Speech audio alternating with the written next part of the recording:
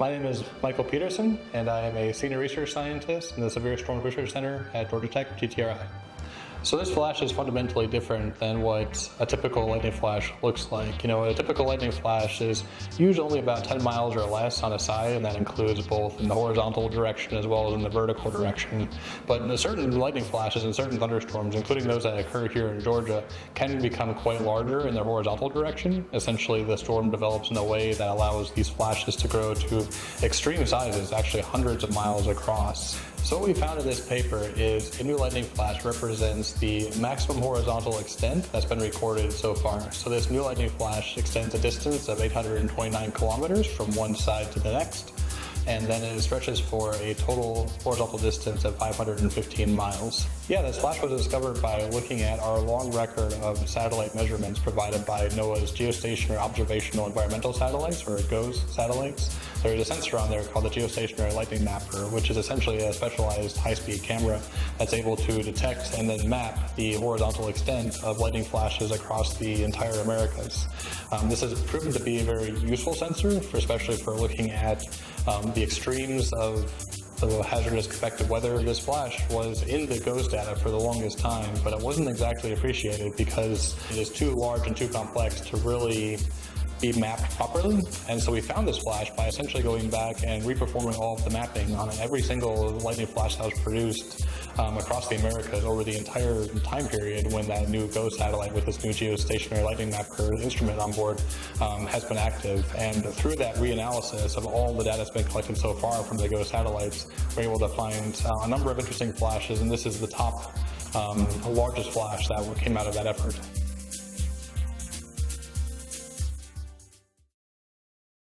Why lightning?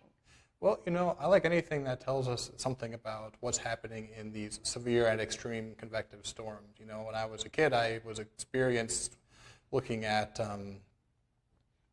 spending a lot of time outdoors. And through that, of course, there was always a risk of having interactions with lightning or flooding or tornadoes. I'm from the Midwest originally, but of course down here in Georgia we have a lot of the same phenomena as well. And I always like to understand things that I found scary. And that is one of the reasons that kind of drove me towards severe weather and lightning specifically. Lightning, of course, is a very exciting thing to study. It is very energizing. And it is a sort of phenomenon that not only tells us about a direct hazard that people might face out in public when you're camping or boating, things like that, but also it gives us an unrivaled view at some of the more intricate processes that are happening within the thunderstorm that are otherwise very difficult to sense, especially to appreciate the physics of these thunderstorms and what's happening in them. So your fear grew into a fascination. Exactly. Which is how so many weather enthusiasts get their start, and meteorologists. Now, you talked about these lightning strikes. Some of us threaten us more than others. Can you just talk to us about the basics of lightning? Because people see lightning in the clouds. Sometimes they see big lightning strikes. For those who are not familiar, what are the basic different types of lightning that are out there? Yeah, so there's a lot of different smaller types of lightning, but the big ones you're going to see in nature are the cloud-to-ground strokes. Those are the ones that interact with us here on the surface, either directly with humans or with our infrastructure, cars, things like that. Those essentially develop downward from the cloud, and then they strike the ground. But then most of the lightning that happens across the Earth is actually only in the cloud. It's what we call intercloud lightning, or IC. So only about 20%, 1 in 5 flashes actually strikes the ground. 4 in 5 flashes stays in the cloud.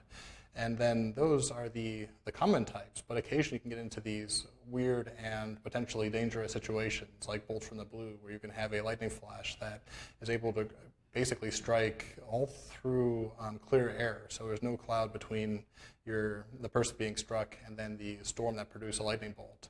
Or you can even have a similar case in lightning flashes I typically study, which are bolts from the gray, where essentially you have a lightning strike that still begins in that very intense part of the storm, but then it can travel through otherwise unimpressive rainfall that there's still a cloud there, but it's not producing lightning, it's not really flashing at a meaningful rate, and so it still can strike unexpectedly. And so that's what it comes down to when it comes to lightning safety, is if you don't anticipate the hazard, it's really hard to take action to unless you do so purposefully, of course, to really get to safety in time.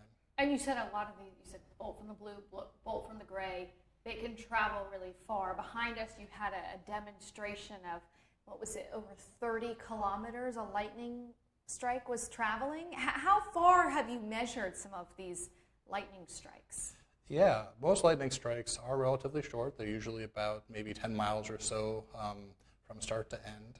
But some of lightning strikes actually are occurring in parts of clouds that are conducive to being able to travel for very long distances. So the flash that I mentioned previously traveled about 30 kilometers, and we mapped it with our lightning mapping array, which is very exciting because we have the ability to take very refined, very precise measurements of the structure of these kinds of flashes. But actually the largest flashes out there are even a factor of 10 or a factor of 100 larger.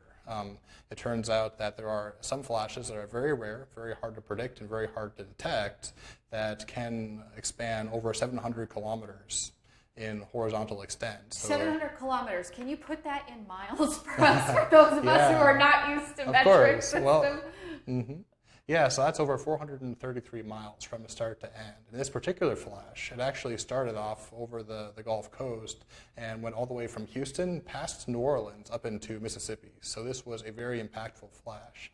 And they pose a unique hazard for lightning safety because all along these paths, these 700 or so kilometers, 400-mile paths, they're producing cloud-to-ground strokes. They are actually striking the ground, potentially striking people or infrastructure if you happen to be in a unfortunate location. So even though they are very rare and very hard to appreciate, individually they can potentially have a very large impact on society.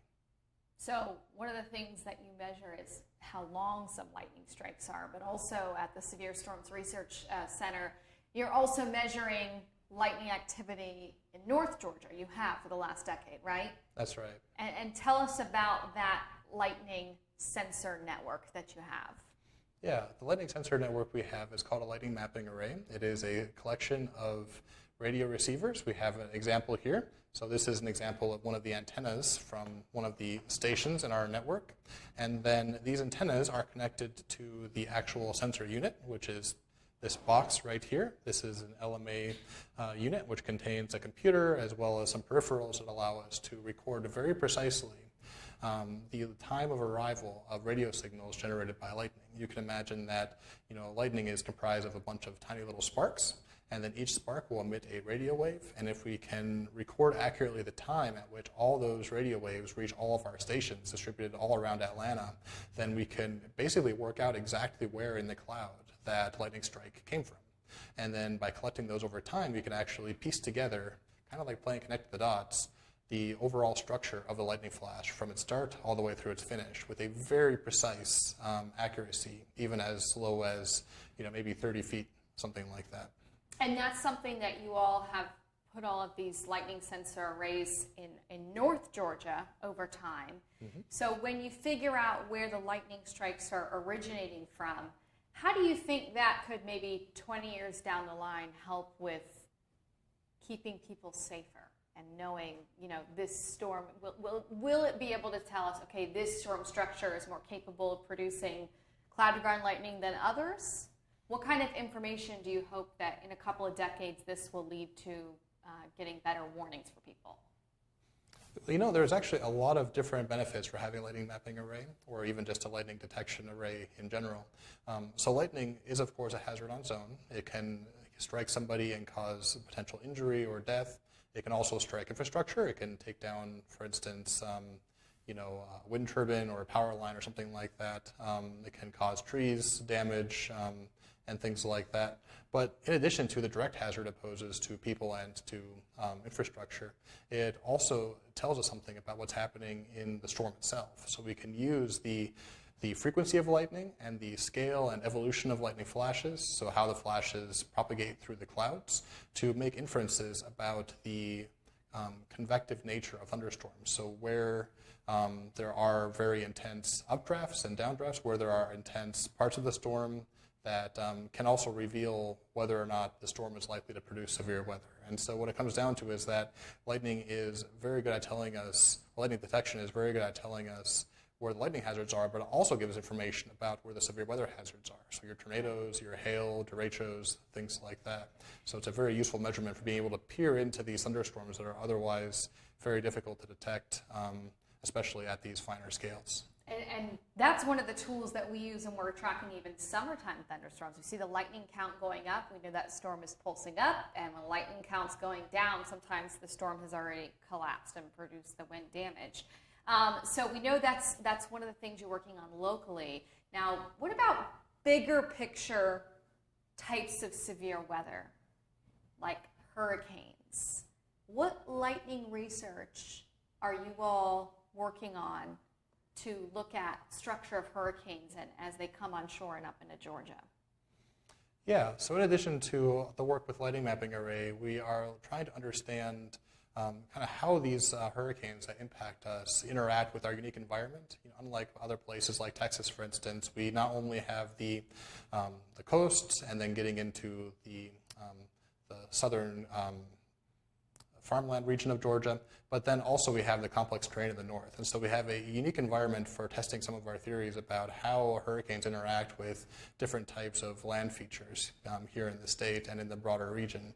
And so in addition to looking at lightning, for instance, on our measurement capabilities, both looking at the lightning mapping arrays for past storms, but then also looking at the geostationary platform for even Helene, we're also able to simulate the hurricanes using numeric weather prediction models. So we're able to take essentially the forecast data provided by institutes like NOAA or the European models, and then really drill down and look at how the atmosphere evolves at a local and fine scale to appreciate the hazards that might be faced by people on the ground, and then other impacts with the complex land features and our cities and towns. And we know a lot of those different types of extreme weather, like hurricanes, they don't just cause significant destruction from the wind, but also heavy rainfall. Is there any interaction between lightning counts and rainfall rates? Is that a thing, or is that still being not really investigated? Mm-hmm. Just out of curiosity. Yeah, of course. No, it's actually, there is a thing, it's just it's a more nuanced thing. So it isn't a one-to-one correlation. There are other factors to take into account, but generally speaking, thunderstorms, or just storms in general that produce lots of rain, get to the point to enable that rain of requiring there to be lightning. And so there is a direct correlation, it's not linear. And so we have been looking at that for many years using both our ground-based radars, this is even here in Georgia, and then of course our satellites, our satellite-borne radars. Why is that? Why do thunderstorms, when they're heavy rain producers, like we're talking rainfall rates 1.5 inches, 2 inches an hour, like what we've seen here the last couple of weeks in Georgia, at least 1 inch an hour. They've been very heavy rainfall rates. Mm-hmm. But why do you also see a correlation between lightning with that? Like what's going on in the clouds with electrical currents and all of that? Well, I'll flip it on the old idiom on its head. What goes up must come down. What comes down must come from up, right? And so in order to have these heavy rainfalls, you have to have a lot of water in the cloud, which means there has to be a strong upward force, a strong updraft to be able to produce all the rain that you eventually appreciate at ground level. And when you have a strong updraft that has all these different rain and ice particles in it, because of course the atmosphere eventually reaches freezing and the water freezes, then you can actually start to have collisions between those different drops of water in the atmosphere. And when that happens, you can actually have a net transfer of electrons. Kind of think about a similar concept to if you take a balloon and rub it against your head, for instance, right? You can essentially create electric fields that way. And static electricity, right? And then because the different types of raindrops, they tend to preferentially take on or lose charge based off their size and structures, as you have those different water drops be separated because the lighter ones continue to go up while the heavier ones can't go up any higher because of gravity, so they kind of stay in the mid levels, then you can get these separations of charge. So you have all the positive charge going to the top of the storm, and then all the negative charge stays in the middle of the storm. Over time, that just builds up a very strong electric field, again, similar to a balloon rubbing against your head, which you can feel with your arms, but then in the case of the weather, we can actually sense that in terms of lightning discharges being initiated, especially a lot of the intercloud lightning. And what is the difference in terms of the charge on a negative lightning strike versus a positive lightning strike? Mm-hmm.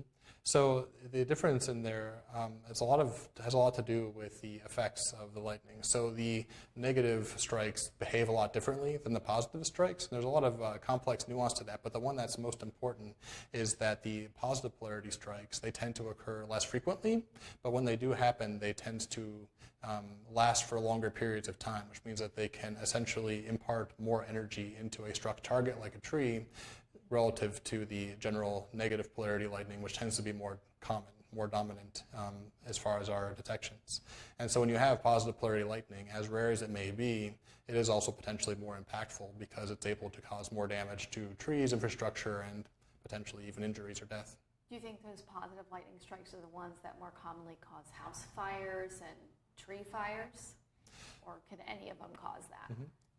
I think that each individual lightning flash has its own unique combination of effects, but statistically, in general, yes, positive polarity lightning is more impactful for starting fires. And it's one of the observables we're looking at in terms of anticipating whether or not wildfires are going to be generated by lightning.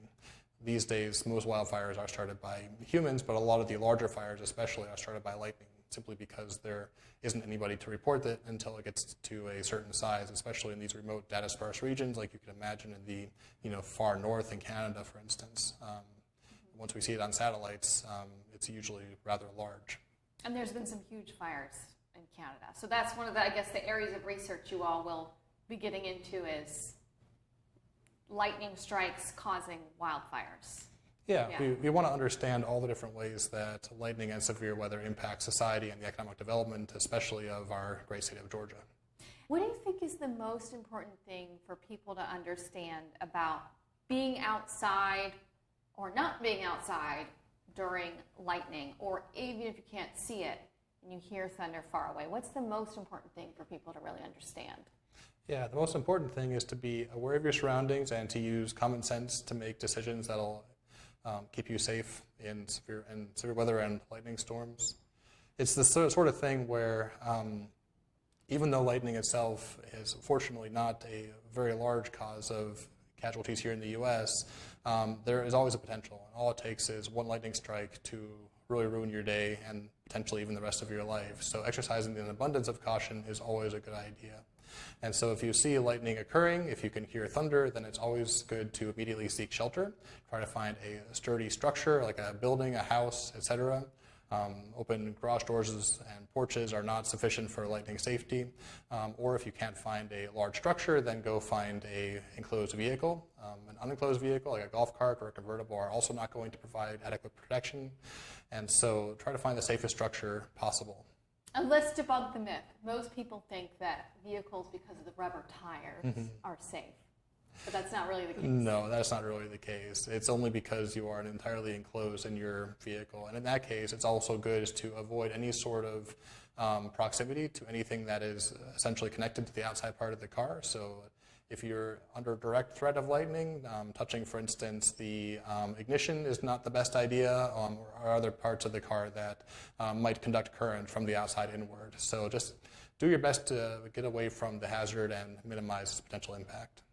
All right, so we talked about lightning safety. We kind of hit briefly on some of the research you all are doing. What about just the coolest research you've ever done on lightning? What do you think is the coolest thing or the most impactful, potentially, that you all have done here at the Severe Storm Research Center? Yeah, well, it's really hard to choose one really cool thing. You've already touched on some of these very large lightning flashes, but I'll also take a moment to recognize another type of lightning that we're looking at. There's actually a new type of lightning that's been discovered recently. So you'd think that by now we'd understand what all the types of lightning are, but that is far from the case. In fact, a lot of the different very nuanced and hard to see types of lightning are only being recognized in the past 20 years or so. There is a new type of lightning out there that was detected by one of our citizen science colleagues who came to us with some video he recorded from the field. We, of course, unfortunately can't be out storm chasing every night, but there are people who are, and if they see interesting things, then they can tell us scientists what to look at to try to understand better. And so they discovered a new type of upward lightning that goes from the top of a lightning of a thundercloud up towards space. There's a number of different discharges like this. They tend to go under a bit obscure name of transient luminous events. People might appreciate the term sprite as one form of this lightning, but there's actually many kinds of forms. The kind that we've been looking at so far, especially my colleague Levi, is called a jet. So there's a few different types of jets. They tend to look like, well, in their traditional sense, they kind of look like sparks that also kind of have like a carrot or a spotlight type appearance coming from the top of the cloud. But in this new type, which Levi's been looking at, they actually resemble a balloon or a bulb, essentially going up towards space from the top of the cloud. So it's interesting about this kind of discharge is that we don't really understand the dynamics of the plasma that allows the discharge to occur. And so it's an exciting new area of research that there's been significant interest from multiple people in the community on. So we're looking forward to diving in and trying to understand a bit more of what we don't know about this kind of lightning discharge. And that was a couple years ago here in Georgia? I think it's been studied for a few years. Our colleague goes all over the place. I don't know. I don't think this one was detected here in Georgia, but across the plains, these things are prevalent. So honestly, a lot of it comes down to who is in the right place at the right time to see them, whether it's here in Georgia or whether it's in Oklahoma or elsewhere. Because they are so faint and they're so difficult to detect, we really can't see them from space or from our lightning mapping arrays so easily. So you really have to have somebody in the field with an intensified camera chasing that particular storm. That's awesome. Mm-hmm. So researching that, the North Georgia Lightning Mapping Array, you've got that. Down the line, what's the goal of this research facility? Like, what is the goal of the team over the next 10 years? Yeah, I think that our goal is we are going to try to research severe weather to understand the hazards it poses to people here in Georgia, to the infrastructure and economic vitality of our state, and to use our insights generated from this research in order to help predict the severe weather effects and to mitigate some of the challenges that they pose.